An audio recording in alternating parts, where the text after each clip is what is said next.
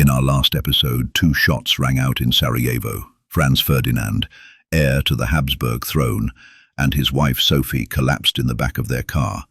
One bullet had pierced her abdomen, the other struck him in the neck. The couple had come to Bosnia on a show of imperial strength. Instead, they were dying in a city that loathed them, victims of a plot born in Serbian nationalism and imperial blindness. This is Road to Destruction. The World Wars. At first, no one was sure what had happened. The shot had echoed off the stone walls of Franz Josef Street. The crowd froze. The car rolled forward a few feet. Then came the screams. Franz Ferdinand slumped to his left. Sophie collapsed beside him. She whispered, "For God's sake, what has happened to you?" He could only reply, "Sophie, Sophie, don't die. Stay alive for our children." Moments later, she was dead. Franz Ferdinand followed within minutes. Blood poured from his mouth as he lost consciousness in the arms of Count Harrach. The doctor was called far too late. There was nothing to be done. The motorcade rushed to the governor's residence. Chaos reigned. Telephone lines jammed. Telegrams flew in every direction. Eyewitness accounts conflicted. Some claimed a lone gunman. Others insisted it was a Serbian conspiracy. A few even blamed local Bosnian Muslims. The Black Hand's plan had partially failed. Most of the conspirators had not carried out their attacks, but Gavrilo Princip had succeeded, by chance more than coordination. He was subdued by the crowd and arrested. He had tried to shoot himself but was stopped. His cyanide capsule failed. Other conspirators attempted to flee. Some were caught within hours. Others made it as far as the Serbian border before being apprehended. Within 24 hours, most were in custody. The Austro-Hungarian authorities moved quickly, but not quietly. Sarajevo was placed under martial law. Mass arrests followed. And in the background, a desperate question. Had Serbia itself been involved? Dozens of suspects were arrested, many on flimsy evidence. Torture was common. The Black Hand's plot, once murky, quickly unraveled under interrogation. Franz Josef was at his summer retreat in Bardischl when the telegram arrived, but it was delayed, softened, distorted. Franz Josef was informed gently, in fragments. He was told first of the attack, and then, minutes later, that both Franz Ferdinand and Sophie were dead. The Emperor, now 83, received the news in silence. No tears, no visible anger, just a long, still pause.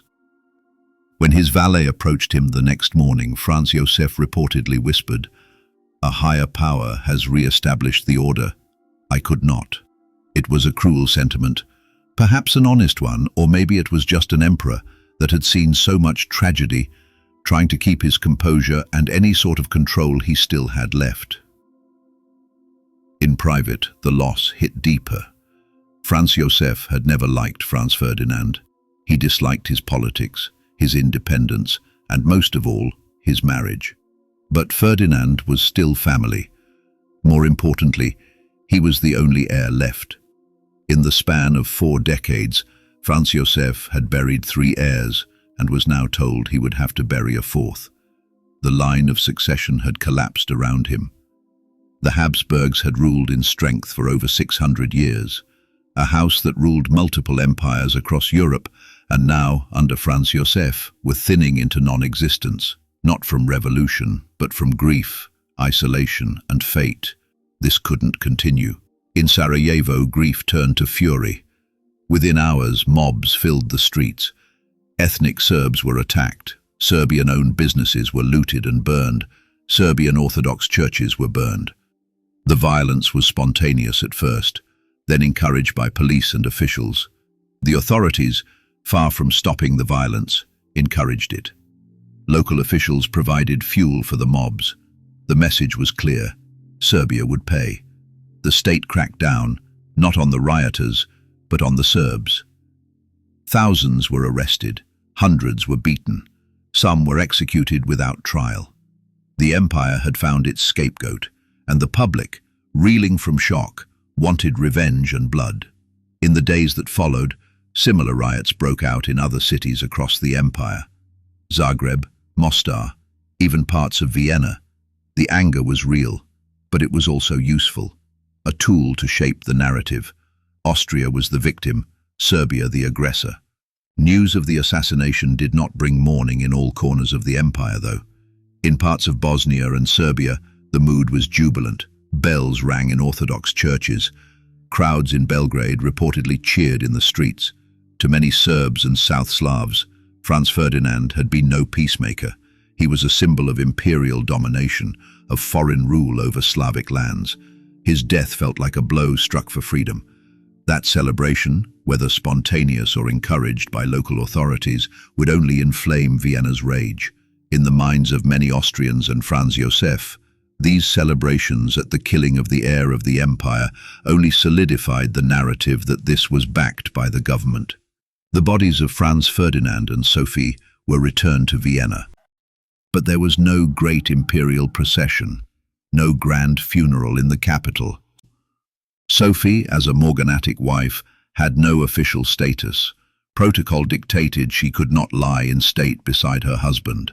So the ceremony was quiet, almost private.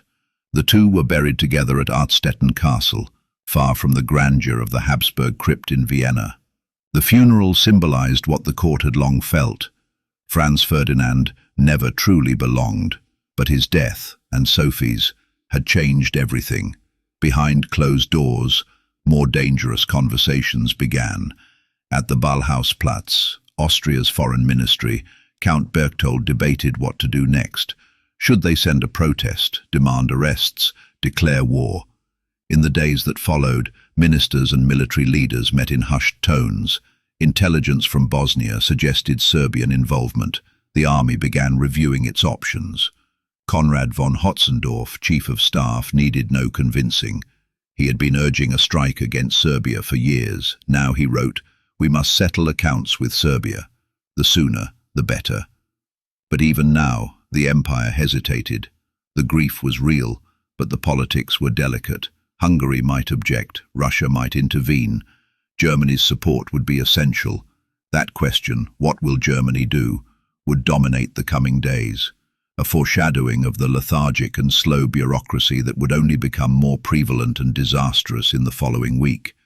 The deaths of Franz Ferdinand and Sophie were more than a tragedy. They were a rupture, an event so emotionally charged, so politically dangerous, that it shattered what little remained of Europe's fragile peace.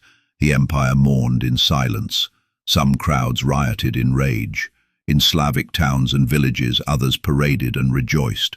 And in the ministries of Vienna, some generals and statesmen began to plan their revenge, and others that could see the death to come tried to stop the momentum. But with 30 years of tick-for-tack violence and assassinations, revenge would win out, and revenge in the age of alliances would not come cheap. In our next episode, Germany's blank check, a green light for war, we explore the backroom dealings between Vienna and Berlin that turned assassination into escalation, and how the slow, confused machinery of the empire helped turn outrage into catastrophe. This is Road to Destruction, the World Wars.